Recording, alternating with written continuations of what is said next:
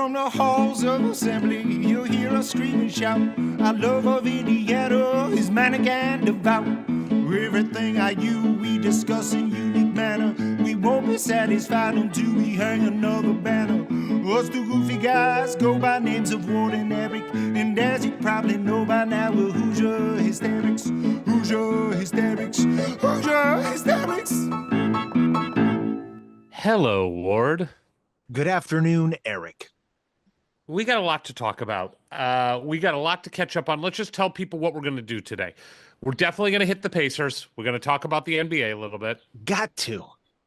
Well, there is an IU connection. Oh, yeah. Yeah, no, there is. We're going to get into that. Yeah. So we're going to do that. And then we're going to do an episode where we talk expectations. Because, look, the only time in life you can be disappointed is when you set expectations. That's right. it. That's Yes. the only way you're ever disappointed. You have an expectation, and it is not met. And none of our expectations have been met, really, in any part of life, except for our family and kids. But other than that, we're Great. just clawing at the Holy Grail and being disappointed chronically. So we're going to do it again today. Yeah, I think a big key to my own mental health is not having expectations. So let's fly in the face of that here today. Yeah, it's impossible. It is impossible not to set expectations. It just is. I've told myself that many times over the years. Just don't set expectations. That way you won't be disappointed. It can never happen. But you know when you're never disappointed? When you deal with these people, because we are, as always, Powered by Yellow. CommunityCars.com, sponsor of the pod, Hoosier Hysterics. CommunityCars.com, Hoosier Legends talk with Ward and Eric. CommunityCars.com. fade out. You know, I had an interaction with Community Cars today. How'd that go? As you know, I had been leasing my car. I bought the car out. Yep. They connected everything. And somebody from Community Cars called me today just to make sure everything was cool. Really? Like just to make sure, like, you got everything, we got everything. Just, you know, this is how it's going to work with the title. It goes in 31 days. You'll be emailed something. It's just amazing. Now, do you think that's because you're a big time podcast celebrity? Or is it just because that's how Community Cars works with all their customers? Other than I think he Googled me, I don't think he knows who I am at all. I don't think he knows our connection at all. He didn't see the billboard? He didn't see the billboard. He did say at the end of the call, "Hey, are you the Eric Pankowski that does something with carpool karaoke?" Oh, okay. Okay. So I'm like, oh, some Googling happened, but like Yeah. nothing about the podcast and that we're like partners with Community Cars. Nothing. Wait, are you saying Google returns stuff about your multi-Emmy award-winning television show before this podcast? Because that to me sounds like you've been paying somebody to what is it, the SEO? The search engine optimization. Yeah. I can tell you that if you look at my social media profile, the proportion of Hoosier Hysterics activity versus my career activity is like 1,000,000 to 1. Yeah, well, I mean, that's commensurate with the amount of effort you've put into the two, right? Fair enough. Fair enough. I'm sure many would agree with that. But look, Community Cars, they're going to help you. You want to lease your car? You want to buy a new car? You want to rent? You want to lease?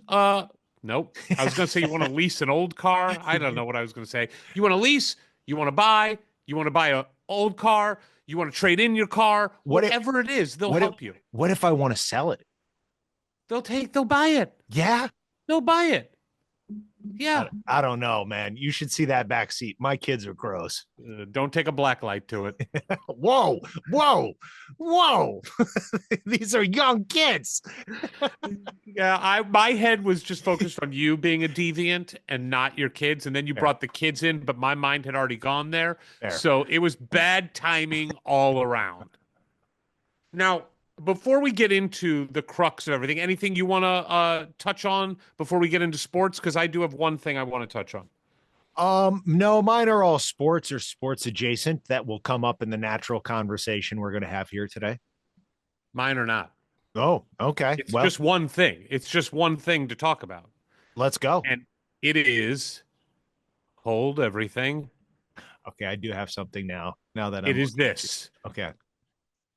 Waiting for it. You're up. Let's go save this city. The 2-hour SWAT series finale. CBS next Friday, 9/8 Central, and streaming on Paramount Plus. One more time. I think Waiting for it. You're up. Let's go save this city. The 2-hour SWAT series finale. CBS next Friday, 9/8 Central, and streaming on Paramount Plus. Let me just say, 2-hour series finale starts at 9 p.m. Eastern Time, 8 p.m. Central tonight. Wait, no, it's tomorrow. Oh, right, because we're gonna air this tomorrow. Yes. Wait, so I'm in the series finale? It's 2 episodes back to back, but they're calling it the 2-hour series finale. Your episode, do you know the title of your episode? Ride or Die. When an auto carrier truck gets hijacked by a high-speed crew, Hondo encounters a ghost from his past. Gamble is thrust into a personal crisis when her brother becomes tangled in the investigation. I had Ward? no idea. For those of you who don't know, Ward Roberts, yours truly on this podcast, is co-starring in tonight's 2-hour series finale of SWAT on CBS, 9 p.m. Eastern, 8 p.m. Central. I have a question to ask. Okay, I've got a couple caveats I want to throw out, but you ask your question first. You're going to be so self-deprecating, and I'm not going to allow for it on this podcast. You're in a primetime network action adventure series, 2-hour event series finale. The description again says, when an auto carrier truck gets hijacked by a high-speed crew. My question is, are you in the high-speed crew? Nope. Okay. Hondo encounters a ghost from his past. Are you the ghost from the past? I am not. Gamble is thrust into a personal crisis when her brother becomes tangled in the investigation. Are you Gamble's brother? Not that I know of. Does anything I just read sound familiar to anything you shot while on set of SWAT? One thing tangentially. Yes. What is that? What is that? That you know those characters' names? That, well, one of them, and that, yes, I understand where I'm adjacent to a car chase sequence. So adjacent to an auto carrier truck getting hijacked by a high-speed crew, you have some connection to that? I believe that, look, I'm going to be really clear. When you say co-star, right? This is, and with the contraction of the industry, look, I'm so grateful to be a co-star. So happy to be a co-star.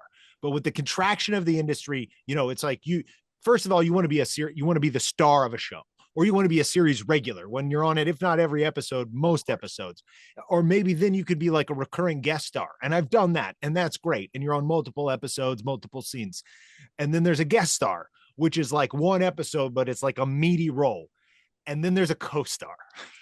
And that's what you are. And I'm a co-star, and having shot it, it was a fun, juicy scene. But to put it into context, there is like the main bad guy, which is probably somebody you mentioned in that synopsis, who's like was on the show for quite a few days and shot a lot of stuff. He's the main bad guy. I am another bad guy who shows up to do a deal with that bad guy. So let's put it in the context.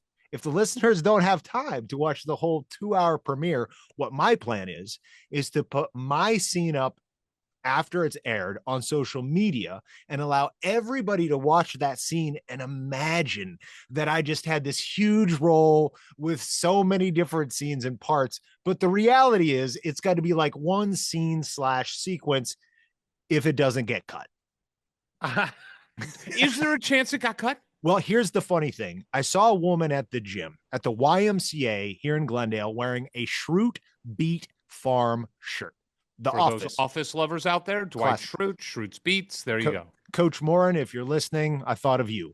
But I wanted to tell this woman that, hey, you know, you could do what my family and I did during the pandemic, is drive out north of LA and actually visit the Schrute Farms beet farm. It's right there by the freeway. You Google it and you can go check it out. The barn's there, the whole thing. She goes, oh, okay, thank you. She goes, are you an actor? Yes, I am. And she goes, oh, she goes, I work on SWAT. You did a great job. And I was like, what? In what capacity? And she's the post-production supervisor. Okay. So, and this is like last week, and that felt quite assuring that I would in fact make the episode. And of course, I said here on air about the noise issues we had that day of the shoot, and Yes. they were able to get that all cleaned up. I'm still holding my breath a little because, you know, I still think they're going to be stitching that performance together from alternate takes, but whatever, I'm definitely going to be in the episode for a certain amount of time. So if you are going to watch it on national television, which I recommend everybody do, it's going to be in the first hour because yours is the first episode. Okay. And would you say it's in the first half of the episode? Would you have any idea about that? No, I think it's towards it felt to me more like the climax towards the end, but I don't know. All right. So if you want to be safe, start watching at 9 p.m. Eastern time, 8 p.m. Central. Set your DVRs. Grab this thing. SWAT tonight. It's very exciting. I was very excited to find the promo. I was very excited to see that the name of the episode was Ride or Die. Very excited to see that it was a 2-hour series finale. You bring Ward in, your series gets canceled. Yeah, I am the series killer. You're the cooler. You are cool. the television cooler. I have a couple sad things to talk about. Okay, just one more humorous thing, because when Yes. you said you were going to talk about stuff that didn't relate to sports, I noticed your hat, which I think is one of the worst hats Indiana University has allowed to be made, because it says Indiana University. I'm sorry but that's like, that might as well be like Indina on a football jersey. What? It's your hat. No, that's not the same thing. Your that hat is not, says come on. Indiana University. Like, the redundancy there, that's not a good hat. All right. First off, I think it was Indinia. Second of all, that's not as bad. This is not a mistake. Now maybe you could argue it's worse that it's not a mistake. I think it is a mistake for sure. I'll tell you why I love this hat. One, I do think it fits my stupid head decently. And Fair. I love this specific hue of red or crimson with the fabric. You know how, like, you can get the same hue, but on a different fabric, it doesn't look exactly the same. I love how this red looks. So, and you can get this hat, which I love, at Alumni Hall, you idiot. Well, you didn't have to bring our sponsor into it. You did. Anyway, so wait, is that all you were going to say? Yeah, that's About- it. Just rag okay. on your hat. Grace Berger and Mackenzie Holmes both got cut from their WNBA teams. What the hell? I'm not well versed in the entire WNBA, so I don't really know how they stack up. But these are two people that I just cannot imagine. They're skilled players, and they're incredible teammates. They're tough. They have great emotion. They're connected to their teammates. They're about the right things. If you can't find a place on a 13-woman roster for Grace Berger or Mackenzie Holmes, there is something wrong with you. There is something wrong with you. I watch enough WNBA with my daughter. She's obsessed with it. We watch enough that I'm like last year when the Fever were not doing all that great, I'm like, Grace isn't getting any clock, and some of these women that are playing ahead of her are not much better. They can't be. I'm not saying Grace is like a superstar in the WNBA, but we know what these women are made of. We know how they make a team better. And even if you never played them, there's plenty of women that don't play in the WNBA. They make your team better. I hope they land somewhere with a coach and a GM that recognizes their value. And if not, I hope they play internationally in places that recognize their value. They were everything right about college athletics. Everything. They exhausted every amount of eligibility they could possibly have at Indiana because they loved being at Indiana. They worked their asses off. They improved from year 1 to year 5. They're two of the top 3 best players to ever play at Indiana University women's basketball. And I just want the best for them. So I was really saddened to see that. It is sad. To your own detriment, count them out in any way, shape, or form. Anybody thinking that's the end of the story is just going to be wrong. A couple of things. One, you do look at the kind of program Coach Morin has, where she gets these ladies to come in who are all about the work. They're all about the team, sharing the ball, all these wonderful fundamentals that, of course, are a big reason we as kids fell in love with Indiana basketball because of the way Coach Knight and his teams played. And look, we'll get to it in a moment with the NBA playoffs with a couple Hoosier men playing, actually one of them more than we would have thought. But ultimately, Coach Knight had very few players that went through his program that became stars. Really, you could say Isaiah Thomas was really the only star in the NBA, and the others could be role players or journeymen and stuff like that. But, I do think it's a testament to just how good the program and the system of Coach Morin is, that these players really shine and become not just great for IU, but Big Ten, nationally recognized players. Now, when you get to the WNBA, I can't speak to that. I can only guess it's going to have something to do with size, speed, athleticism, because we know it's not the skills. We know it's not the basketball IQ. Those ladies have all that in spades. And I'd imagine, I know they will end up with a team that needs that requires that. And I know there are great opportunities overseas, as there are for men as well. I just hope, selfishly for us, it's something closer to home where we can keep an eye on them. Yeah, I'm with you. This is neither here nor there, but it is something that's been discussed in my life recently. I'm going to talk to you about it. And the way I will connect it to anything Hoosier Hysterics or Indiana related is this. Look at our logo. Okay. We created that logo it took about seconds to create it. This was before AI, though. It was before AI. It was about 7 years ago, right? That we did this. Yeah. And there's an option when you create it to put a little gray in your hair if you have a little gray in your hair. Mm-hmm. Well, you had a little gray in your hair, and I had a little gray in my beard. Yeah. I am full-blown freaking Santa Claus.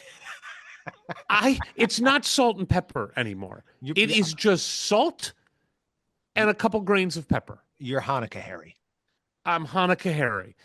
And people have started saying stuff to me. I ran into Mandy. She picked up the kids, my ex, the other day, and she goes, "Oh my God, Eric, your beard is so white."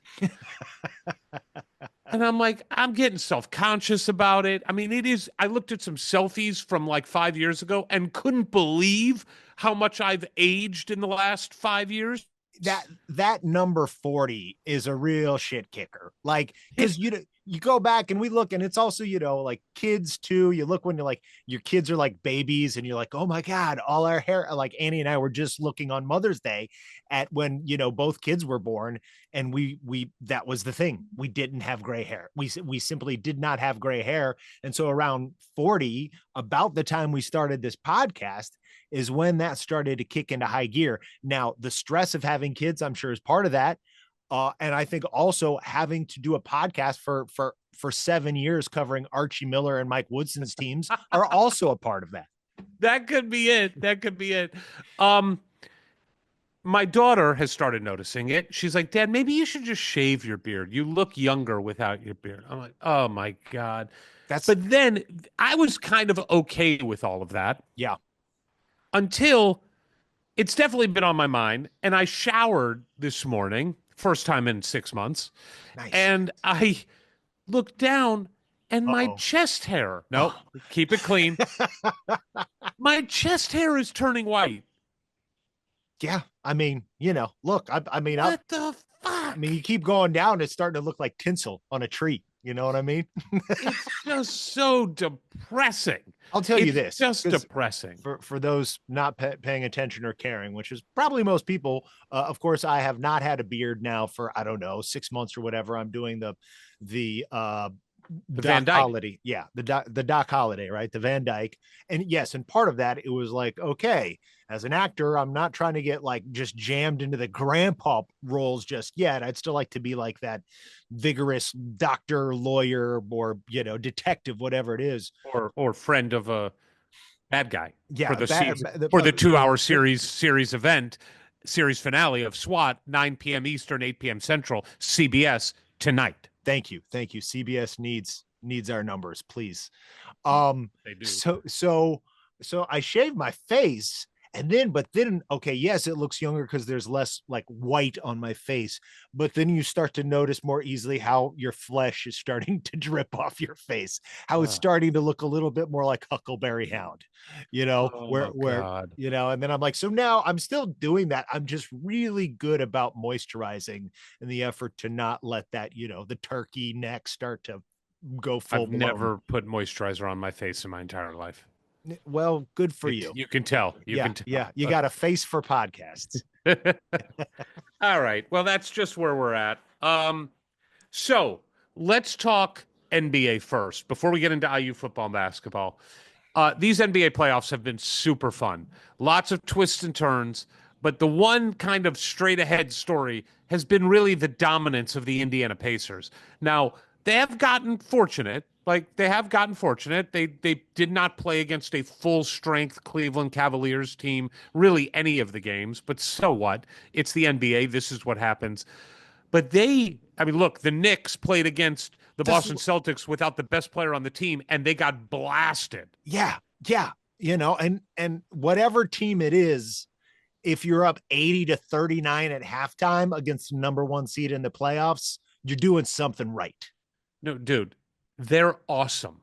They are so much fun to watch. We've talked about it the last time too, but they are now going to the Eastern Conference Finals back-to-back seasons. And I saw somebody talk online about kind of the eras of Indiana Pacer basketball. Right. And how, There's it four. was, yeah, it was like, if you're just talking NBA, not ABA, there's like four. Right. It's like the Reggie era, right? Mm-hmm. Is an era. And the Reggie era really does span kind of two eras. Yep. It creeps into that early 2000s era. Which got derailed because of the Mouse in the Palace. Awful. Just awful. And then you get into the Paul George era. Boo. Right? I call it the David West era. Okay, but that era, look, they ran into a buzzsaw in LeBron James. Well, this is the thing, right? Like it's when are you good and who's in the conference with you? And we know what happened in the 90s, and then we know what happened with LeBron. And honestly, we know that Pacers team should have won the NBA championship before the Malice in the Palace, before the brawl, because the Pistons were the only team to challenge them, and they were dissecting those guys in that very game. And there was no doubt they were going to be the favorite to win it all that year. Yeah. And then you skip ahead to the kind of the Victor Oladipo, Sabonis era, which was a short-lived era, kind of derailed by injuries. Yeah, but they weren't bad. They weren't, but that isn't. I mean, that is an era, but it didn't achieve the level for the length of time these other ones did. It didn't. It also ran up against LeBron, so it did have that. But it is an amazing thing that the Pacers have not had like sustained tanking, like sustained shittiness. They've always just been competitive. What I think is since 1990 something, mid 90s, like only them and the Heat. No, they've gone to the conference semifinals more than any other team, East or West. They've been there, like 9 times now? Maybe it's 10. Like it's just them and the Heat at that level. And what you go back or forwards one more decades, I forget what it was, looking at all the different numbers. But like the Pacers haven't just been like eking into the playoffs for the last 30 years. They've gotten to the playoffs as much as any other team over the last 35 years. But they've got like, I could not believe that they'd gotten to the semifinal or the conference finals, the final four, if you will. Like, I don't remember if this is the 9th or 10th time, but it's a crazy number to have only gotten to the finals once. Well, and look, that's why they haven't been mentioned in as far as like the great organizations like Miami, because Miami's made the finals. Miami won a title, Yeah. and gone to the finals beyond that. And the Pacers just haven't been able to. And there was also the thought, I think for a while, for the last, really since the Paul George trade, that with the new era and exploding salaries and mega teams being put together by the athletes themselves, that Miami was a destination, New York, possibly LA, Boston, Golden State, that Indiana was just not going to be able to do that. They had to build it a different way. Yes. And you got to give a ton of credit to the scouting department there, to Pritchard and the GM's office, and obviously bringing Carlisle back to coach has been a big deal. That's what started this whole thing, was bringing Rick back.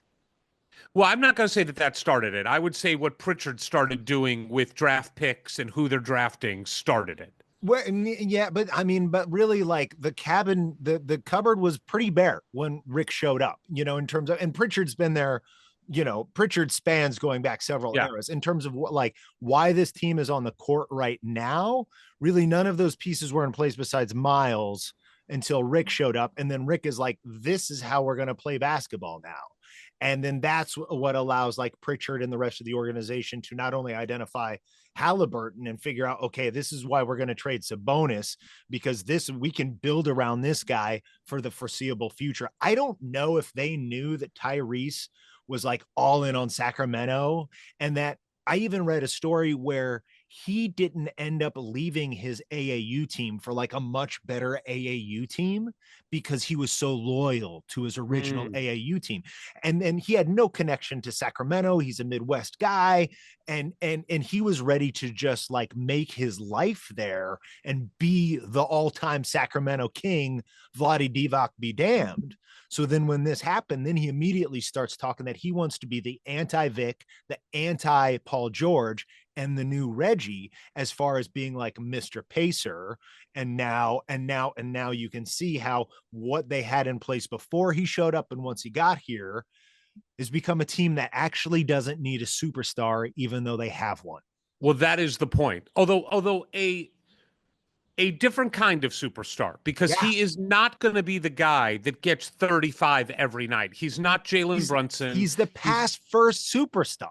Yeah, which is rare. I mean, it really is rare. And he's not an overpowering guy. Like, he can't just, although it is amazing watching him get to the rim, like, it seems like he kind of moves in slow motion at times and just, he's really smart and knows the angles and gets to the rim. That last game, when he got to the rim for those couple dunks and layups at the rim in the half court, where he just does his little dance at the top and then goes by somebody. Yeah. He like lulls people to sleep.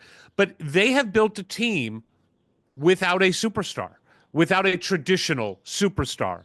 And you look at their stats on a nightly basis, and it is like 20, 18, 16, 15, 14. It's awesome. It is so much fun to watch because they don't care about individual stats. All 5 games of the Eastern Conference semifinals had a different leading score. Every night, one of the, Benedict Mathurin, so it wasn't the starters, and Turner and Neesmith. So all the starters were one. Turner and Neesmith tied for 23 in game 2. And just one thing I wanted to circle back on this. We kind of already went past this. Wait, where'd it go? Well, if you want to stay just on what Halliburton's doing right now, in terms of, okay, he's a distributor, he's pass first, he gets everybody involved, but everybody gets everybody involved. Like, if you want to get into the numbers on passing, it's ridiculous. They are like, the Cavs are supposed to be this great team that was amazing at sharing the ball. And if you look at the Pacers assists, just the pure number of passes per game or over the entire series with the Cavs, it's like they're playing a different sport. It's crazy. If you look at Halliburton, though, if you want to talk about him, what do you need your superstar to do? In this case, well, he's distributing the ball and coming up, say in the second quarter when it looks like you're going to let the game go, and he hits 5 straight 3-pointers. So you talk about being clutch. And normally all those numbers and all those conversations about what happens at the end of games. So let's put aside what he did in the second quarter to basically get them back in that game that they would ultimately win and close the series. But this stat was crazy. For Halliburton, we're talking about what he's done in the end of games. He's got 3 go-ahead shots in the final 2 seconds of a playoff game for his career. Second only to LeBron James 6 in the all-time NBA record. Wow. So because you think about Jordan, you think about these clutch guys, and a lot of them, it just didn't happen in the last 2 seconds. And the fact that Halliburton did it against Milwaukee, and then he did it against Cleveland. And I'm not sure where that third one was. That might have been last year. I'm not sure when that happened, but he's got 3. LeBron's got 6, and nobody else is in that conversation. Yeah, it is a remarkably fun team to watch. Of course, I can't help it. My mind goes to like, is this like going to become a dynasty? Like, can they be a dynasty of some kind? And so I looked at everybody's contract.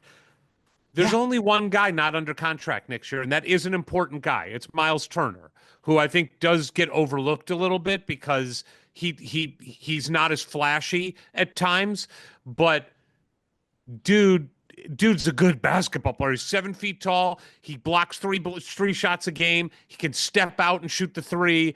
Like, he's a really valuable dude who also doesn't like become a black hole when he gets the ball. He's the perfect 5-man for them. He really is. And they may be able to bring him back. Well, he just penned this amazing article that he wrote. It took me 10 years to write this. And he is of Where is that article? Where can you find that? I think it was like the Players Journal. The Players Tribune? Yes. So you can look that up. And Miles, you've got obviously Tyrese right now. How can you not gravitate towards that guy? But I think for people who are diehard, longtime Pacer fans, like Miles is our heart. He's this guy who's been presumably getting traded every 3 to 4 weeks. Every 3 to 4 weeks. He wasn't safe at the beginning of the year or the trade deadline or looking ahead to next season. And he just kept putting his head down, going to work, increasing his range, doing what he does. And he's so beloved. And I think he so loves the franchise that I don't know the first apron, the second apron. I don't know how all that works. But to your point, a lot of these other guys are locked up for the next 2-3 years. They're all pretty young. It's really just Pascal and Miles, TJ too, but he's locked up for a little while. Pascal is. So Miles is kind of the guy. And I can't imagine both sides don't want to get that done.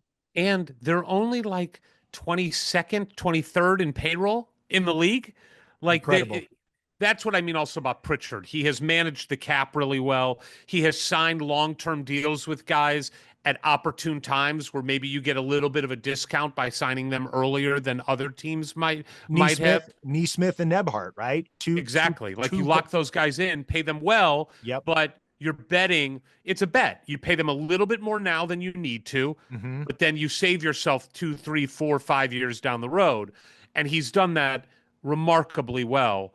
And then, I mean, it is amazing because there's guys like Benedict Mathurin who probably could score 20 to 25 points a game on a lot of teams in the NBA. For sure. He's scoring 16 coming off the bench. Exactly. And look, Jarris Walker, or how did you pronounce it? Is it Jarris? I think Jarris Walker could be like a real player on another team. It's hard for him to get minutes. And then, of course, they make this acquisition of Thomas Bryant, who in that game, the deciding game, the dude scores 9 points in the quarter and was all over the place, stealing, coast to coast dunks. Like, he hit a 3 from the baseline. Like, he was the key cog in that run that got them back in the game. Yeah, it's so fun to see. He's like a big puppy dog out there, just bursting at the seams with enthusiasm. He has no chill in the best way. None. And even has not calmed down one bit. No, I have this great picture. I was going to text to you and the goons in a chain of the aftermath of the game. And Tyrese is sitting there, like, as they're all like surrounding him. And it looks like Thomas is going to just bite Tyrese's face clean off. He could not be more excited. And, again, to Pritchard, to his credit, they lost their 2 backup centers at the beginning of this year, like 2 Achilles injuries. And you're like, what are we going to Miles? And this is another remarkable thing. There's so many remarkable things about this team that make them so different from virtually every other team in the league. And nobody in these playoffs is averaging more than 35 minutes a game. It's like, I think Halliburton's averaging the most at 34 minutes a game. They're going to have so much more gas in the tank in these fourth quarters, because you're like, oh boy, Thomas Bryant's in there. Oh boy, TJ's in there. He's not having a good night. Ooh boy. But those bench guys hang on, sometimes build a lead, usually don't blow one or get further behind. And that's part of the reason we see these guys that they keep coming back, not just because they've rested more that game, but they've rested more all season. And Carlisle's just been committed to this bench. I agree with that. Although the one thing I would say is 35 minutes playing for the Pacers is like 42 for playing for other teams because of how fast they play. Sure, but the other team has to keep up with you while no doubt. So they're getting spent too. That's true. It's the coach of the Cavs, who I like, and I like the Cavs. I think they're a good team, and I want to see the Cavs at full strength next year against a full strength Pacers team, because I think it's great too. Mid markets, that have built their teams the right way. The Cavs did get lucky that they traded for Donovan Mitchell and then got him to re-sign. And he is a superstar for them. But they've done it through the draft as well, and some key trades, like they got DeAndre Hunter, which was huge. They got a nice signing with Max Strus and others, whatever. We're not talking about the Cavs. But he was talking about the Pacers, and he's like, look, we play fast. He's like, we do. But he goes, we have the data. The Pacers are on a different level.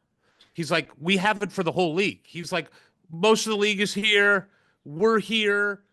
They're somewhere else.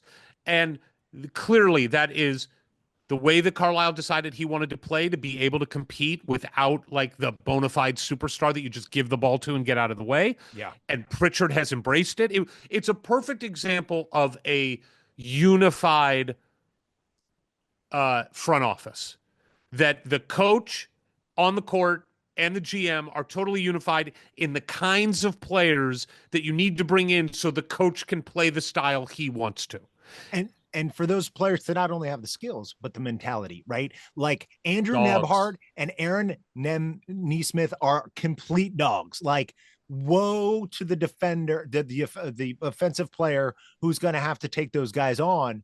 And that both on both ends of the court, whether it is sharing and the speed and the way that I think it's something like the average time a Pacer holds on to the ball is like 2.8 seconds. Like the ball does not stick with anybody at any time.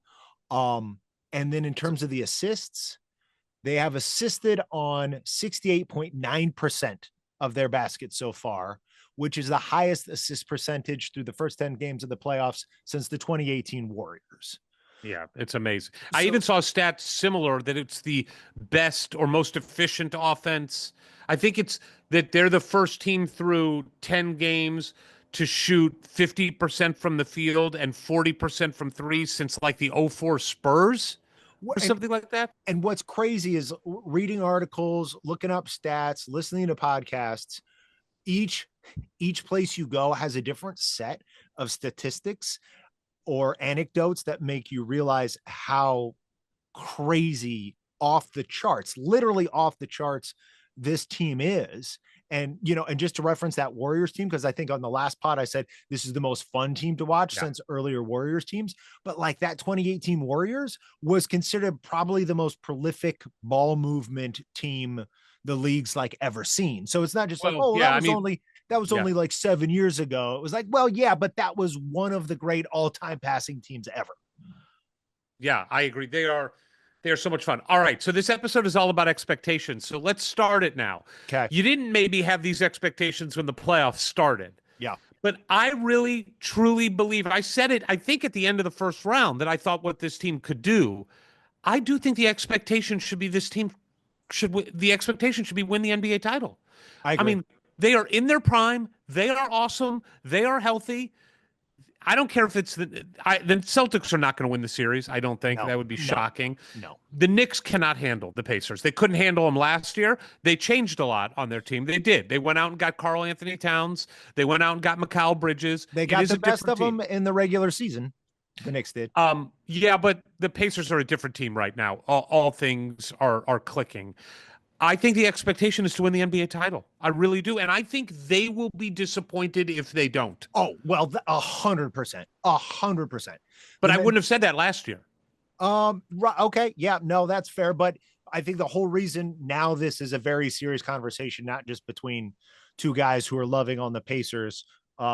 It's a national conversation, right? And it started, I think it started to come around with just how impressive they've been, not just going 8-2 in the playoffs, but I think just behind OKC and tied with Boston for the best record since like January 1st, right? People are starting to wake up now on a national stage because nobody's watching the Pacers or paying attention to them in the regular season, full stop.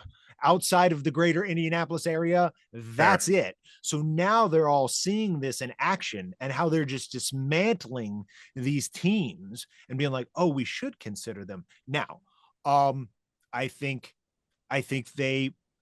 with New York, there's so much passion there. There's so much energy coming from both fan bases. I would be very surprised if it doesn't go 7. I think that is going to be a brawl, but who has the home court? The Pacers in that? The Knicks. So the Knicks do. Yeah. So you got to win one of those first two. It ain't going to be easy at all. And I don't think, I wouldn't be like, oh yeah, Pacers got that. No problem. No, I have a lot of anxiety about the Knicks series going back to the 1990s, right? I could not be more emotionally charged for the Pacers, who this is the greatest hope I've had for one of my teams to win the championship since Cody and Vic's last year.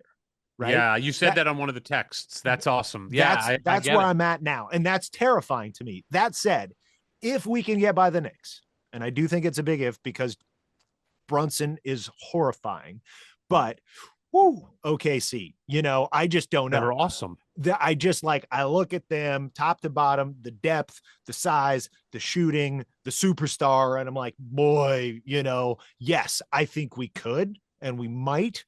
I don't know if I had to bet a huge amount of money that I would say we will or we should be favored in that, but that's okay. That's okay. I don't think you won't be favored, but I honestly think against the Knicks, you probably will be favored a little bit, even though you don't have home court advantage. But then against the Thunder, I just think it's a toss-up. The way the Pacers are playing right now, I think it is anybody's game, and they are every bit as likely to win the NBA title as anybody else playing right now.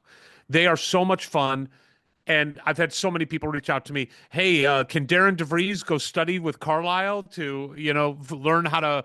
Can we move the ball like that? It's like, well, can Darren DeVries go get like that roster too?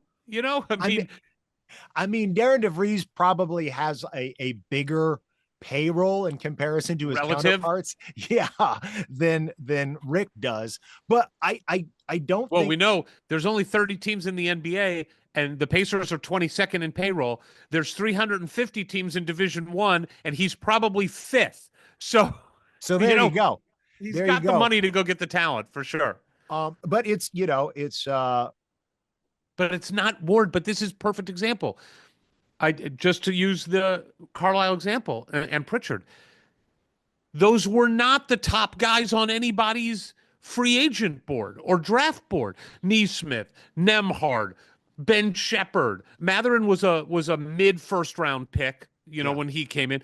Obi Toppin was had a lot of. He was like a way up there pick, but he was he was a lottery pick for the Knicks, and they couldn't find his role for him. Neesmith seemed like, he's just getting dumped on us as part of the trade for Brogdon, like sort of, yeah. And Mathurin was.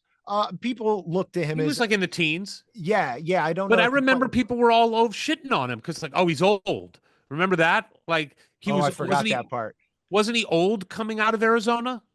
I don't think or maybe that was somebody else. Was there another player that the Pacers got that was old that did really well at the beginning and then fell apart? They've done a couple of those guys, but I don't think anybody on the roster now. My point is, he went out and got the right guys for a system. And Yes. to your point, for an attitude. He wants selfless. He wants dogs. He wants people that will run their asses off. He wants athletes. Obi Toppin is a crazy athlete with length. Miles Turner has crazy length. Like, he wants versatile guys and dogs. They will pick you up at 94 feet. They it's will awesome. just, I mean, it's like, It wears you out. They It have does wear you out. the highest press percentage of any team in the playoffs. And it's like, Did you hear the Cavs, what he said? He goes, they're a college team. That's what he said. He goes, and I mean that in the best possible way. He's like, they're like a college team that you see press for 40 minutes. We don't do that in the NBA. Yeah. We don't. But they are like Arkansas's 40 minutes of hell. Yeah. Nolan Richardson. They're like what Patino used to do. You know, like they are this, and their attitude is collegial. They have more emotion than most teams have. It's a blast to watch. We could do a whole show on them, and basically we have. Yeah. The last thing I'll say was because they are still a relatively young team, and nobody expected them to get to where they did last year. And, you know, some people may forget that they played Boston as tough as anybody else did in Boston's title run. And nobody had more respect for the Pacers after that title run than Boston. Boston knew that a monster had been born in Indianapolis. But now that those guys have been through that fire, and it's like they are wise beyond their years. And here's one more fun stat. They are the first team to go to back-to-back conference finals as a 4-seed or lower since the playoffs expanded in 1984. Wow. I mean, that's so impressive. And so look, New York retention, by the way, New York's super hungry too. Obviously, New York hasn't won a title since the early 70s. And so I know those players, that franchise, that city, those fans are just as hungry as Pacers fans, you know, but when I look at, if that matters anything, if there are basketball gods and they care about these things, nobody loves basketball more than the great people of Indiana. And God bless Slick Leonard and George McGinnis. And they did some magical things in the NBA for those Pacers. I wish I'd been alive to see that. But for people our age, even a little bit older, and everybody younger, we have never seen the Pacers bring it all home. And I'm sorry, New York, you've at least got one, you know, and you're New York. You got so many other things you're famous for and you're passionate about, and you do, and you have. In Oklahoma, hey, I want you as a franchise, as a fan base, to get yours too. But I'm sorry, you stole your team from Seattle. And wait your turn. I love how you're bringing up all this stuff that means nothing to the current team. I'm nothing. just saying, you step away from the numbers, the players, the coaches, the facts, and you get into the heart of it. And yeah, look, the great state of Indiana hasn't won a basketball championship of any sort, meaningful sort, since 1987. Thank God Purdue lost last year. Thank God. Heartbreaking that Butler lost in the fashion they did in back-to-back years. But the great state of Indiana has not been able to proclaim itself the best at basketball since I was 8 years old. Yeah, well, they got a legitimate chance. And I will also say this. I know that there's a lot of people listening to this that are like, I don't like the NBA. I got to tell you, Pacers, Cavs are now done. Knicks, I'm going to put them in there. Oklahoma City and Denver, I'm not going to put Boston in this group. But those teams I just mentioned are very likable teams. They are. Jokic is the most likable dude that has ever played basketball. But they're a likable team that plays hard. Oklahoma City, Shea is a modest superstar, and he is a bona fide superstar. Chet plays the right way. Jalen Williams is fun to watch. Caruso, that they made the trade with Chicago to get, is a great role player who's a dog on defense too. And the Knicks, those aren't the 90s Knicks. It's not Charles Oakley and Anthony Mason and John Starks. You know, these guys are likable players, and they're fun to watch too. And Brunson isn't the tallest, isn't the fastest, and he gets his shot off against anybody that he wants and is super clutch. So I just think it's good for basketball because the NBA took a lot of PR hits throughout this year. Oh, it's just about shooting threes. The game's no fun anymore. I don't know how you can watch these playoffs and not have a fun time watching. It's been an absolute blast, and I cannot wait for the conference finals. I can. I want to just enjoy this. I could use a I get couple of that. days off to just bask in the glory of it. And we'll see. We'll see what happens. I'm sort of torn on how quickly I want New York to dispatch with Boston because I don't mind them getting a little more wear on their treads, but I'm also a little concerned about this. Pacers get a little lulled to sleep with too many days off and have to wake back up in Madison Square Garden. I'm not sure what the best scenario is there, but it feels inevitable. All right, so let's move on to the meat of this episode, although we did just spend a meaty section on the Pacers. Let's start with IU football. And look, we're outside of spring practice. The spring portal has kind of come together. We know who we're getting. We know who we're losing. We know who we've got. There's been some rankings that have come out about top 25 teams. I've typically seen Indiana right around like 15 to 20 is the range about. Yep. I did just see this thing on ESPN ranking who had the best off seasons. Yes. And I kind of wanted to focus in on that. So Indiana in an 18-team conference, according to ESPN, had the 5th best off season. 4th. Oh, sorry. You're right. Penn State, Oregon, Illinois. IU is 4th. I can't count. That just full stop is remarkable. I mean, I don't care how good the recruiting got with Indiana at any point during Kevin Wilson or Tom Allen. We were never in the top tier of off seasons ever. And never ahead of Ohio State, USC, and Michigan. It's now look, some of this it's ESPN's opinion, but it's a fair way to start. And ESPN does not necessarily like to cut us slack or do us favors. No, but even if we weren't 4th, even if we're 5th or 6th, it's like on paper, and we know it's just on paper, and we know what on paper means because last year no one had us in these lists, and look what happened. But my point is, look what we did last year. Look what we retained, especially on the defensive side. Absolutely. With Kamara and Aiden Fisher and Pons. Look what we brought in what I think we've all always thought is the worst. The part where Indiana has struggled the most is in the trenches, right? Yep. And we went out and brought back Khalil Benson, who went and played for Dion last year.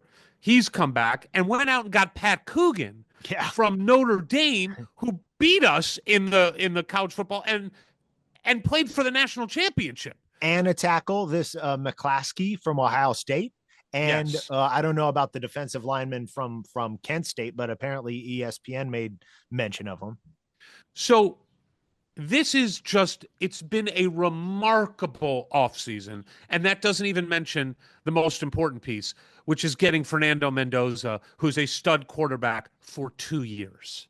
Like, that's the other part that's amazing. 2 years of eligibility. Yeah, but he's getting a lot of preseason hype as a first-round draft pick, and I'm presuming that's for this coming draft, not the next one. We'll see. I mean, it's not often that guys leave early in football, and definitely not from Indiana University. Well, now, I realize our history has nothing to do with our present, but based on what we were last year, what we think Cignetti is, what he has proven, what he's done on paper to back up the momentum that season 1 gave us, which is not something Tom Allen was able to capitalize on. When we had those great years, we really weren't able to capitalize on bringing in a bunch of great talent. And we retained all 3 coordinators and our strength and conditioning coach. So it's huge. Like that level of continuity is in this day and age. We talk about the portal, but even at a school like IU, to not get these guys poached and to make your strength and conditioning coach one of the top 5 paid strength and conditioning coaches in the nation. I mean, that's right there. You're like, no, we're very serious now about being a serious football program. And Haney on the defensive side is making millions of dollars a year as a coordinator. We are playing in big boy football right now. So the question is, what do you expect? And you and I have had some fun about this. You know, a couple years ago, I think every Indiana fan was like, can we just compete to be in a bowl game like 2 out of every 4 years, 3 out of every 5 years? You know, don't go back and lose like 12 games in a year. Just be like, when we miss the bowl games, go 5-7, you know, like do that. But the world has changed. And after last year and this offseason, where is your expectation? Not what you think they will do, but what do you expect them to do? What is your expectation for IU football? Wait, I think you meant, what do I hope they will do? Yeah, what not what you hope they will do. Right. What do you expect them? What do you think is fair to expect them to do? So I anticipated this question, and I got the schedule, and I wrote W or L next to these games. So I think the first 3 games, Old Dominion, Kennesaw State, Indiana State, we're 3-0. Okay, first real challenge of the season, Illinois shows up. They're preseason ranked ahead of us, at least in ESPN. I'm not sure about in other polls. Every poll that I've seen has Illinois like borderline top 10. Yeah. Right? Like they're like somewhere between 10 and 13 in most polls. It was 13 in the one I was looking at. And and they had an offseason that ESPN ranks as even better than ours. Right. So what I decided to do was to bundle the Illinois game with the at Iowa game, which is afterwards. And Iowa, honorable mention, top 25, and it's on the road. Illinois is and we have not done well at Iowa in recent history. Bloomington. So I think realistically, not what I want or hope for, but realistically, we split the Illinois-Iowa games. 4-1. 4-1. At Oregon, that's a loss. 4-2. Michigan State, in which I will be in attendance with my wife and children in the hopes that this will be the perfect, beautiful fall day experience in Bloomington where we just smash the Spartans, and it convinces my daughter that she'll want to go to IU. So I think we win that one. So where are we at now? 5-2. 5-2. UCLA at home. We're at home. 6-2. 6-2. At Maryland, win 7-2. By the way, we didn't mention transfer Roman Hemby from Maryland, who was a stud who ran all over us last year. Yeah. Now he's on our team. Yeah. We stole their lunch money. We're going to go stuff them in a What does that make us? Are we 7-2? I think we're 7-8, 3, 4-1, 4-2, 5-2, 6-2, 7-2. Okay. Loss at Penn State, 7-3. We're going to beat Wisconsin at home, 8-3. We're going to beat Purdue at Purdue, 9-3. And then we're going to win the Big Ten championship, 10-3. I'm not sure 9-3 gets us to the Big Ten championship. Maybe not. But 9-3, I think that's realistic. And if you put the over under, it'd probably be 8.5. I think that's fair. The only thing I want to say is I'm not putting Penn State as a loss necessarily, because I just have never been that impressed with them. They, I don't know. I think that Cignetti's a better coach. Yes, they have better talent. Yes, they're Penn State. Yes, it's at Happy Valley. Yes, they've got Tom Allen as their defensive coordinator. I'm not sure if that's good for them or good for us. You decide. I think we can give them, look, so much is also about like who's healthy at that time, of the season. Like, you don't know, but healthy to healthy. I think Oregon at Oregon is a much harder game than Penn State at Penn State. I continue to share your skepticism about Penn State, but they did the best they've done yet last year. Yeah. That was like, they actually did better, and they didn't get all the way there, but that's as close as they've ever gotten. And according to ESPN, they did have the number 1 offseason in the Big Ten. And they've been ranked number 1 or 2 in most preseason projections that I've seen. Yeah. I'm still not going to give up, but I agree with you. 9 is the expectation. 8 would be like, oh, too bad we couldn't win one of those big ones, and then anything less than that is a disappointing season. Yeah. And that still puts us in a bowl game. Oh yeah. No, it's a whole new world. Yeah, I mean, with this level of continuity in coaching staff, with this level of commitment from NIL, this is a team that the floor is bowl game every year. Mm-hmm. I mean, that is the new floor, the new reality. And you know that Signetti's expectations are probably higher.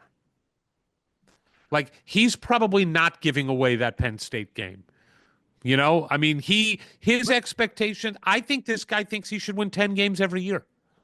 Yeah, I wouldn't disagree with that, but you can't forget the story of him laying in bed with his wife, deciding on whether or not he wanted to take this job. And he looked and he's like, I see 10 wins here. And I think he was probably and probably still has the ability to be very clear-eyed about what the level of his coaching acumen, sure, but also what is his talent compared to these other teams. I wonder what he would say in bed with his wife looking at this schedule. If he was, just being really real, I bet he could say there's 10 wins here, but he's probably more like, I see 9 wins here. Yeah, there's no doubt the schedule this year is harder than the schedule last year. Yeah. But super exciting. I mean, even the fact that they went out and got that Cal guy to replace Tyler Morris, who went out with the injury, it's the huge. Cal wide receiver. There seems to be some depth that we haven't had before. I do think the trenches look better than they were last year. And to bring back, again, on defense, can't be stated enough. It can't. And like at every level. That's Pons, it. All 3 levels, right? You've got like an all-American kind of stud anchoring it. Right. An all-American coming back in all 3 levels of the defense. Yeah. And guys that know his system. In Kamara and Pons' case, well, I guess, did Fisher come from JMU? Oh, yes. I don't remember. But Pons did, and so did Kamara. So you've got guys that know his system inside and out. I think our running back crew looks great this year. And I think Mendoza has the possibility to be more dynamic and better than Curtis Rourke, who had an All-American style season. Yeah, and that's like Rourke just signed a 4-year, $4 million deal to be on the 49ers, Awesome. So you can't say anything bad about that kid, and especially what he did, battling through injury and just being so decisive, and that he didn't have a knee or a thumb basically for the last half of the season. It's impressive. Yeah. And I will be very curious to see how Mendoza compares in that precision, surgical, like dissection of the defense and making the right read and hitting the guy right in time, because I think we know Mendoza is more lethal with his legs. And you say dynamic, and I think that's a perfect word. He's definitely bringing that. Can he bring the rest of it too? Then the sky really, is potentially the limit. The wide receiver room looks good. I am curious. You talk about depth, unless you're Matt Weaver, or unless you memorize the work of Matt Weaver at Peegs.com, who knows everything about every single player on that roster, and I'm sure Jared Kelly's right there behind him, I don't know anything about our depth. I assume it is richer now, whether it be for the That's portal, just what I assume. Yeah. or just people that they're bringing in from the high school ranks that they're bringing up slowly, as you do in football through the first 2 years. I am curious to see if that starts to show up, where some guy goes down, another guy we've never heard of runs out there. He's been in the system for a year or 2 and he's totally ready to go, and a new star is born. I look forward to finding out about some new guys we haven't even thought of yet. I just think also the depth is a numbers game a little bit. It's a math problem. And we retained more and brought in more of a higher caliber than we have before. So we got to have more than we had last year. I'm not a smart man. It just seems like more is better than less. And it seems like we have more at multiple positions. And again, I go back to bringing in Coogan and Khalil Benson to shore up your offensive line that was really good last year. Those are big dudes that are really good, that played at a high level and were successful on. Now, granted, Colorado's line was not that great overall, but I doubt that it was Khalil's fault. But Notre Dame's line was great. and Coogan was a key piece on that line. So I just think that the expectations have certainly been raised. Look, 3 months ago, I was like, look, I just want to go to a bowl game. And that is not the really? expectation. Yeah. I Oh, was yeah. like, I No, was still of the mindset of the old Indiana fan. No. After this last season, I just was, I think I would basically refuse to think winning less than 8 games was going to be an expectation for a Kurt Signetti team. I just, and there's some sort of catastrophic injury. I would expect this guy to win at least 2 games to every one he loses, as long as he's our coach. Now, if we agree that 9-3 is a reasonable take on this regular season, what do you think? Do you think that's good enough to get into the playoffs? It just so many things have to happen, because who are the 9 wins against? What do those other teams do? Who are your 3 losses? How do they do? Yeah. It's just, you don't know how many teams in the Big Ten.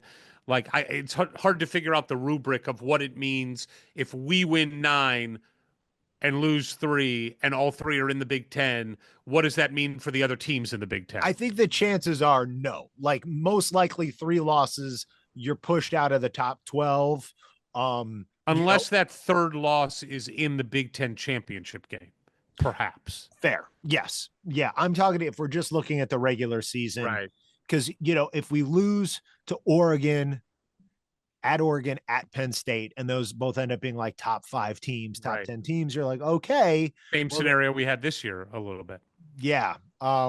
Anyway. Okay. So, All right. So let's move on to basketball.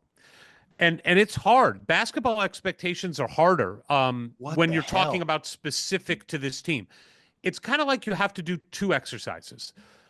One is, what are fair expectations of an Indiana University team with a real coach and real resources, almost regardless of who the players are that come in? Like, Right. just what are your generic expectations? And then kind of think about, okay, who are the players we got? And who did other people get? Now, I didn't find like a good ESPN ranking of off seasons for this, but I did use the 247 rankings for best classes. And I do think that the idea these days of using, like, what is your recruiting class ranking and what is your transfer portal class ranking is meaningless.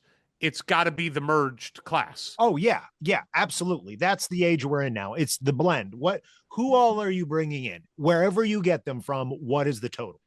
And Indiana right now in the Big Ten is 5th in the Big Ten. I think that's where I got confused before with football. USC, Michigan, Maryland, Washington are above us for the incoming classes. Now, there's, Maryland is a brand new coach. USC, year 2 of a coach. Michigan, year 2 of a coach. Washington, year 2 of a coach. IU, first year. Now, where this gets a little bit more complicated is, just to put it in context, the team ranked 18th in the Big Ten as far as their class coming in, both transfer and recruit, is Purdue. And it's because they're bringing everything back that they wanted. Yeah. So they didn't need to, supplement it. Right. We're also ahead of Michigan State. We're also ahead of UCLA.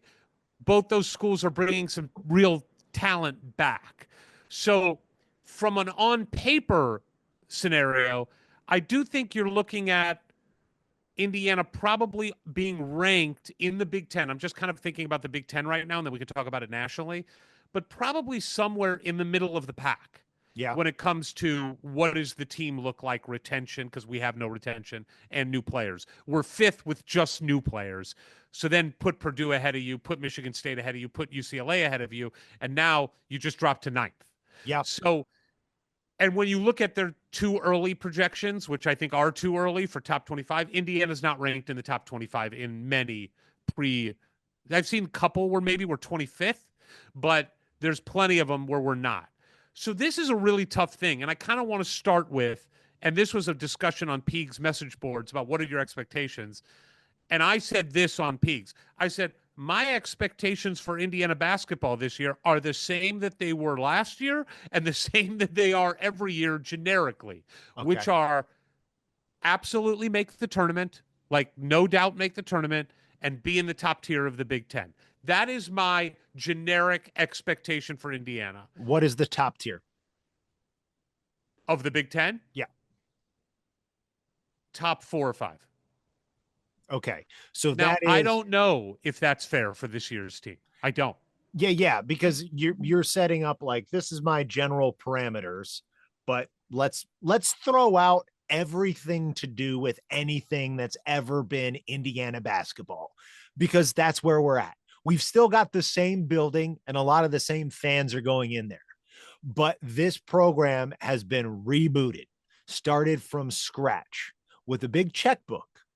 But I think we can all look at the talent coming in and be like, well, this isn't the most impressive array of pure talent on paper. On paper. So now you have to start hoping. And I do have hope and optimism that this coach and these coaches know exactly what they want to do and how they want to do it, and have identified the specific players that they can do that with.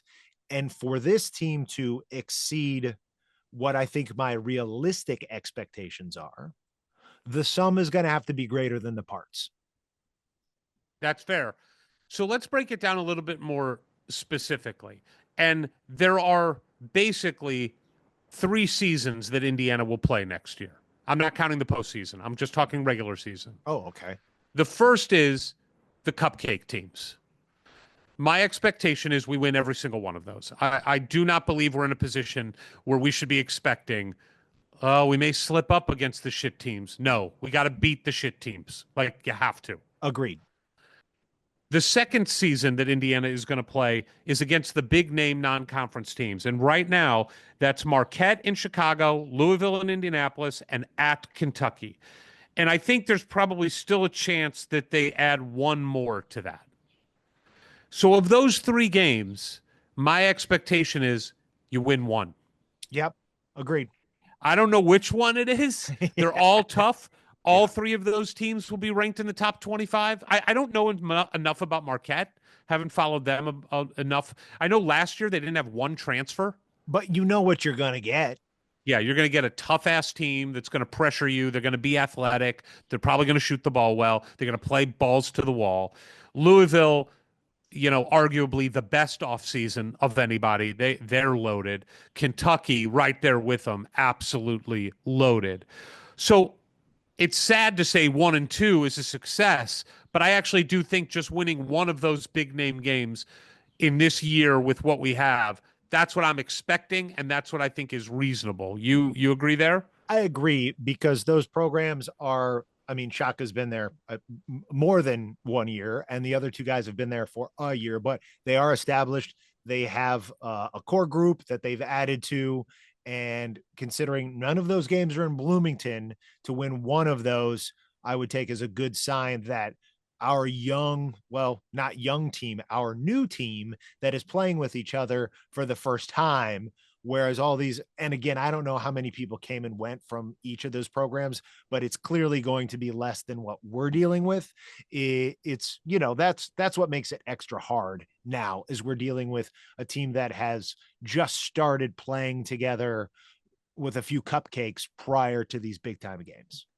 And then there's the 20-game Big Ten schedule, which is difficult to totally predict. But you can look at, who do we play home? Who do we play away? Who do we play both? With the 3 teams that we're playing both home and away are Michigan State, Minnesota, and Purdue. And I do expect to beat Michigan State at home, beat Purdue at home, and beat Minnesota both times. So that's, of those games, that's 6 games. I think we should go, 2, 4. I think we should go 5-1 in those games. Yeah, I would not. Oh, no, not 5-1. Not 5-1. Hold on. 4-2. Because you're losing in 4-2 and Ann Arbor. 4-2. We should go 4-2 in those games. In East Lansing. I would like to expect that. I think sitting here today, I expect 3-3. Okay, I'm going 4-2. I want a winning season against our home and away opponents. All right, now let's talk about home. Iowa. Let's just go one by one. Iowa stresses me out, because this is who we're going to be comparing ourselves to. I know, but we're home. We got to win that game. Agreed. Nebraska, we got to win that game. This is at home. Yes. Yep. Northwestern, yes. Got to win that game. Oregon, got to win that game. Yeah. I don't know. Penn State. What's Oregon coming back with? What's Oregon looking like? I think they lost their. Well, I don't know if they're bringing back that guard, Jackson Shellstead. I'm not sure if he's coming back or not. Okay. But look, we should have beaten them last year at home and in the Big Ten tournament, and we blew them. We didn't blow them. What? We blew those games. All right. So I'm saying win, and then it's Penn State, Washington, and Wisconsin. Yes, Wisconsin has been good, but they lost a lot. They've lost a lot. Boy, I think the new guard scares me more than the old guard. Like the shooting guard is, and I mean GARD, the coach, not the position. It is. I don't like what he figured out last year at all. I agree with you totally. I still think so. When you look at those games, you've got 10 home games. Like you with the Iowa-Illinois game, where you're like, all right, we're going to win one and lose one. I'm going to say with the Michigan State, Purdue at home and Wisconsin at home, we're going to lose one of those at home. Okay. But I'm expecting 9-1 at home in the Big Ten. You're not really. I am. I do think that Indiana should go 9-1. Should. Wait. No, please. I really expect them. Look into your heart of hearts. I expect them to go 9-1. At home. Because I expect us to bring back home court advantage and toughness at home, and we haven't had that. No, you're being idealistic here. You're not being realistic here. Dig into your pragmatic self. You don't bet on sports, neither do I. But pretend you have to bet $10,000 on our home record. $10,000 on what we're going to be in those 10 come games. On now. What do you? What would you? Then bet? I would say 8-2 if you made me bet 10,000. Really? 8. Oh yeah. I mean, yes, with our resources, with a good coach, with what should be an Assembly Hall advantage, I'll say 8-2. And then the road is where it gets really difficult because Illinois on the road, the Flying Balkans or whatever they're calling them now, I think that could be a loss. Maryland with a tough Buzz Williams there rebuilding, and they had a really good offseason. That could be a loss. Michigan, that could be a loss. Ohio State, I think we've owned Ohio State, and I think Diebler sucks. I really do. Yeah. I think he sucks. Okay. So I think that's a win. Rutgers on the road, I think, should be a win. 2-3. I'm with you. UCLA on the road, I think is a loss. 2-4. And USC on the road, I think is a loss. I'll take that as a win. Okay, so when you add all that together, I do think you're getting to 12-8, 13-7, somewhere in that world. I think that's optimistic. Dude, we have to be able to go 12-8. Believe me, I want to go 15-5. But you really don't think you should expect Indiana to go 12-8 in the Big Ten? In a vacuum, in a world where I'm not actually looking at the coaches and the players we're going up against? Yes. Am I talking about a coach was at West Virginia for 1 year without his best player, and he's taking in a bunch of guys from like Sam Houston and North Florida and going up against Hall of Fame coaches left and right? Yeah, no, man. I mean, I got to say, I think we're probably going to be a 500 team, and in the Big Ten, and I really want to be wrong. Well, if we're a 500 team in the Big Ten and we go 1-3 or 1-2 in those non-conference games, we're going to be right on the bubble again. Like that would put us like at 19-20 wins and right there on the bubble. And I simply cannot accept, with the resources we have and a new coach who's a really good coach, I cannot accept that the floor is not making the tournament safely. Okay. And I think this is key. You said, and a really good coach. And that's what I think we have, and that's what I hope we have. But I'm not convinced of that yet. Am I convinced that Guard and Underwood and Painter and Izzo and Cronin and Altman, am I like these guys I know are great coaches, very good to great. I mean, I think all those guys I mentioned will be in the Basketball Hall of Fame. Right. And I hope we have the new kid on the block who shows up and is like, it's my time now, and pushes some of those guys to the side and at least takes his place at the table. What I really hope is that he proves himself to be better than all of them. But in this first year, if we got to 20 wins, if we got into the tournament, and while doing those things, we showed we had a really appealing style of basketball, Yeah. then all these, like, this deluge of 2026 offers we have out, and we start stocking the cupboard up with some young studs, and we're more appealing to transfer portal guys, we'd be like, well, look what they did with those guys. I'm coming in as the sixth man from Duke to this situation, whatever it is. For this season, I think I'm trying to be realistic. Even if we have a real gem of a coach, I think it's hard with this group of players to jump into that top 4 or 5 of the Big Ten. All right. So do you expect them to make the NCAA tournament or not? I do expect to make the tournament. Not first 4 in. I mean, no, I would like to feel like we're an 8 or 9 seed. I'd be more than happy with that as a season. And to your point, the other side of expectations is, what do we expect to see? And what I expect to see is a team that holds themselves accountable, that the coaches hold themselves accountable and hold the team accountable. They play balls to the wall. They're tough. They're diving all over the court. They share the ball. We are shooting the ball at a higher clip and with more pace. We're playing with more pace, and we're just competitive.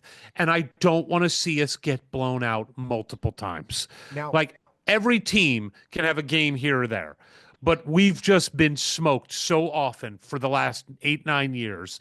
It's embarrassing. And I do expect to see a team that does not allow that to happen much, if at all. Yeah. And that is the expectation of, okay, the culture, right? Of what, and all these attributes we're giving to the Pacers, right? And that they look like a college team. Okay, well, we want to be the college team that reminds you of the Pacers.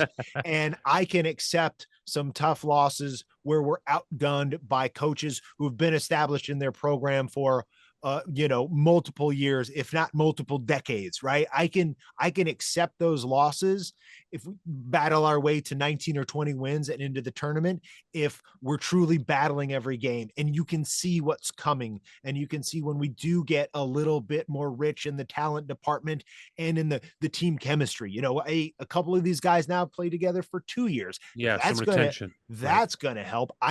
My expectation is to see that coming this season. All right, so let's recap. Pacers' expectation is win the NBA championship.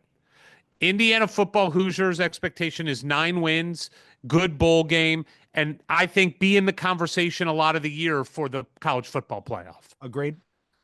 With like one game going our way, you're in. That kind of thing. Yep. And Indiana basketball, somewhere around 19, 20 wins. You're saying 500 in the Big Ten. I'm saying 12-8, but we both agree safely in the NCAA tournament, not first 4 in.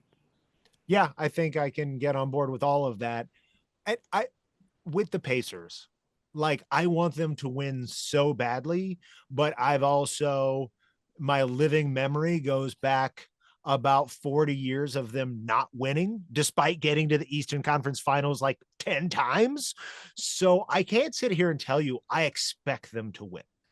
That's fair, but I would argue that maybe every other time that you thought they were good, and I'm not going to count the Malice in the Palace year because that was crazy. Right. But it was Michael Jordan, and then it was LeBron James. Yeah.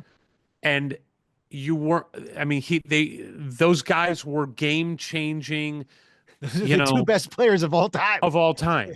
Yeah. And they were in your conference, and they were in your conference every year. Yep. Every year. It's true. But This year, a dog that's been beat too much, my friend. Shai Gilgeous-Alexander is a bona fide superstar, but he is not that yet. If he gets there, maybe he does, but he's not there yet. He's an incredible basketball player, but they aren't running up against this undeniable force that they did each of those other conference finals years.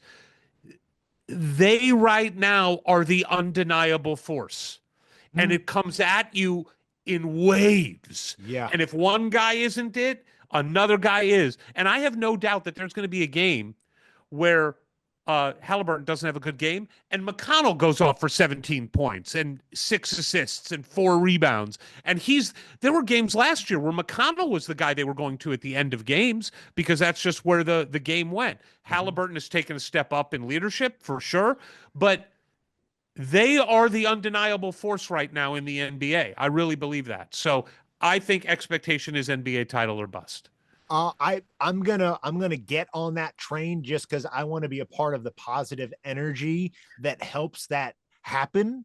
It's something that it's why I'm so terrified of this Knicks series. It's like, and I've seen, we've beaten the Knicks more often in the playoffs than they've beaten us, and that's something I can get pumped about. And I've seen us get to the championship. So I'm gonna start visualizing what I did. I woke up maybe a week before the Super Bowl where the Colts finally got over the top, and it came to me like a vision of Peyton holding up the Vince Lombardi trophy. And I was like, that's it. I'm going to see that, but in real life. So I'm going to start manifesting that for the Pacers. Thomas Bryant holding up the NBA championship trophy. Yes, that is what you need to visualize. He's just holding it and screaming at it. Real quick, offense and defense in football. What player are you most excited to watch? For the IU football team, definitely Fernando Mendoza. Sorry, that's the quarterback. And on defense? Position. And on defense, oh geez, gosh, golly gee. I guess I just feel like Pons might have the most like exciting splash plays, but I feel like Fisher's nose is going to be in like 80% of every tackle. So probably Fisher just mucking it up all year long. I'm going to go with Mikal Kamara, one, because he was awesome on our podcast and just such a cool dude. So true. But also they're moving him in position. They're taking him out of where he was. I can't remember the name. Is he playing what's it called? The Bull or something like that? I can't keep track of it. I don't know either. These. But they've moved him to allow him to use his speed a little bit more. And I think he's going to wreak havoc. So I'm excited as hell. Like Indiana basketball, which player are you most excited to watch play? I mean, Tucker, just watching those few games at West Virginia where he's like launching it from 27, 28 feet and ripping the net.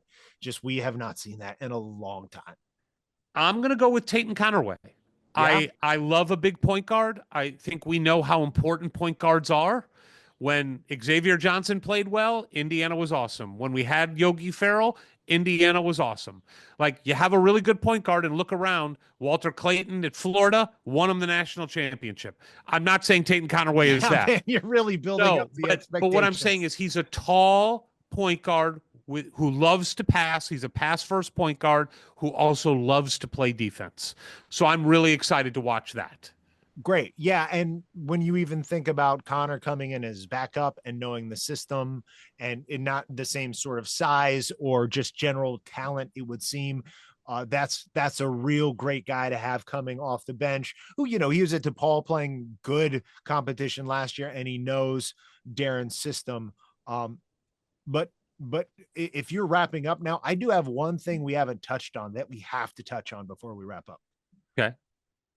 Your doppelganger, Jeremy Gray, starred in a social media video today. Did you see this social media video? I did. Because I wore this shirt for the express reason of discussing this video, and I wanted to get your take on it. Why don't you describe the video for those that have not seen it? Imagine a barn. We're going to presume it's somewhere around Ellettsville, Indiana, the outskirts of Bloomington, and two gentlemen who are clearly like in charge of the farm go to Jeremy Gray, the sports director of the IU athletic department, and they're like, you need to watch this crate all night. The PA announcer for the Indiana women's and men's basketball game. Yeah. Yes, the new Chuck Grab. And a Jewish guy. So let's also throw that out there because we don't do a lot of work on farms, us Jews. And he looked appropriately uncomfortable in his new role as a farmhand. So he's set to task, presumably, to watch over this mystery crate all night by Ark himself. Of the Covenant. Yes, in the barn, where he is told sternly by both of the farm bosses not to look in that box. Well, they're gone like 30 seconds, and Jeremy he does not wait. He has no willpower at all. he hears some sort of huffing or puffing inside. You're like, what is in that box? What's in the box? So he's like, forget it. I'll do what I want. What's in the box? It's like, I'll do what I want. He goes and gets like a crowbar and he opens up the box, which clearly wasn't actually nailed in. It's just sort of pretending to open the box. And as he lifts the lid, a hand with a black glove reaches out. A human hand. A human hand, and it's like a silky black glove emerges, just the fingers, like 4 fingertips. And Jeremy, terrified, drops his crowbar, runs away, and then we're sort of left To be continued to wonder what mysteriously is in this box. And from sort of maybe the snorting sound, it seems the internet, Hoosier fans online, have determined this means the bison is coming back as our mascot in the, I'm presuming, the fall. I don't know when they would make this announcement. Eric, what do you have for us? I am in the minority here. I don't give 2 tumbling shits. Oh, so wrong. I loved the video. I thought Jeremy was great in it. I thought it was really well done and funny. I didn't understand why you have a human hand come out if this is what you're doing and not like a horn. Right. Like have the tip of a horn come out or a snout. Yes. Like something. I mean, I get why you wouldn't do a hoof, because if it's a mascot, the mascot isn't going to have hooves probably. But I think it was a weird choice to have what seemed to be a ninja pop out of it. But look, man, I know I'm in the minority. I love the shirt. I have the same shirt. I've always liked that Indiana doesn't have a mascot. I do. I think it's something that has separated us. We are different. We don't need that childish crap. We are that childish crap. No, I know I'm in the minority. I'm not against it. I don't care whether we have it or not. And that's kind of where I'm at with it. I know I'm shitting on a lot of people's dreams of bringing the bison back. It's never been part of my Indiana dream. 2 things. One, can you confirm or deny that that's what this means? I that cannot confirm nor deny, though it does seem to be all the tea leaves are going, minus the black gloved hand. Yeah, it's just really threw us all for a loop. Okay, so continue with the argument that it is going to be the bison and the bison is back. My question is, like, especially if you're indifferent, like, why not? You have one more like fun attraction, whether it's going around the tailgate, it's on the sidelines, it's in commercials for like a Geico ad with all the other big branded mascots at their various universities. Your kid or It'll take 30 years for people to associate the bison with Indiana. Not if it has a big trident on its chest and we just played in the college football championship. No, like I love Boomer and I love Blue. Like, I believe the Indianapolis sports teams have done a great job with a truly talented, hilarious mascot. So there's potential there. I think it's just good branding for the university. And for me, I was a mascot. So was I. I was the Ladue Ram. So I like, how can you hate on our people? I'm not hating on our people. Our people don't exist in this world. And as far as I know, there is no union for mascots. So this is not like a job that you're turning your back on us, Eric. You're one of us. Okay. I just have always liked for Indiana that there were certain things that we had that were different. We don't put our names on the backs of jerseys. That's what I was going to ask you about next. So because somebody brought that up never on won them.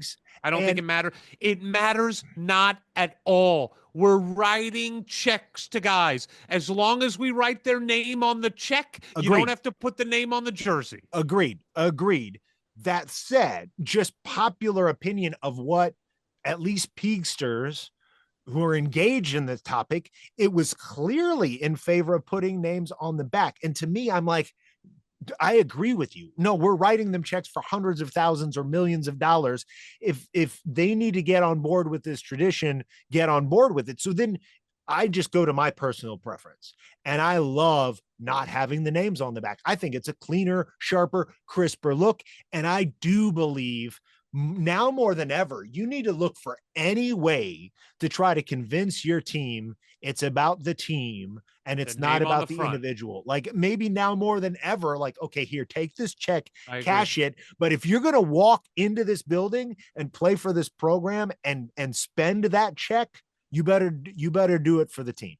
5 years ago, I was buying the argument of putting names on that because I did think it was like a little bit of a disadvantage for us when we were in recruiting. I don't think it's a disadvantage anymore. And now I go to, I like that we are pure and keep it that way. And also, if Calbert Cheney and Steve Alford and Damon Bailey and Scott May and Mike Woodson and Walt Bellamy and Van Arsdale's, didn't have their names on the back of their jerseys, then some guy who's going to be in Bloomington for 9 months making $1.1 million does not get to have his name on the back of the jersey. It's too sacred. You don't own that number. You borrow the number. We don't retire numbers either. To me, we don't retire numbers. We don't have names on the back of the jerseys, and we didn't have a mascot. For me, those were all. We did have a mascot. We do have a mascot. When did the mascot go away? Do you know the year? Early 70s, late 60s. Did we have a mascot at basketball games? Like, was there a bison in an outfit patrolling the sidelines? The only pictures I've ever seen is at football games. So I just it's never been part of my conception of Indiana basketball. And I've liked that all these other idiots, Purdue's got the pedophile running around like an idiot. Well, I wouldn't recommend getting that one. You're right. I've like, oh yeah, you guys can be all cute and goofy. We'll just play basketball and win. Now, we haven't done much of that either. So if the mascot brings back the winning, I'm all for it. I just can't get myself to give two shits. But to your question, why not? Sure, I guess. I just like that it was one of the few things that separated us and gave me some self-arrogance versus everybody else. Yeah, it just never was a source of pride for me that we didn't have something. For me, it was we didn't have names on the back of jerseys. That continues to give me pride. We didn't have jerseys hanging in the rafters, and we don't have a stupid animal running around the sidelines, like probably overheating. Some pathetic human like you and I were overheating, and that thing sweating like a lunatic. Yeah. And who knows what's going on under that mask? Oh, we know. Yeah. So that's where I'm at. But I did love the video. I'm excited to see the next ones. I did text Jeremy. I'm like, oh, some acting chops, huh? Showing it off. And his response was, well, when you're the only person in the department that took theater in high school, that's what you get thrown into. Well, all right. Well, to be continued. Yeah. Fun episode. Lots to look forward to.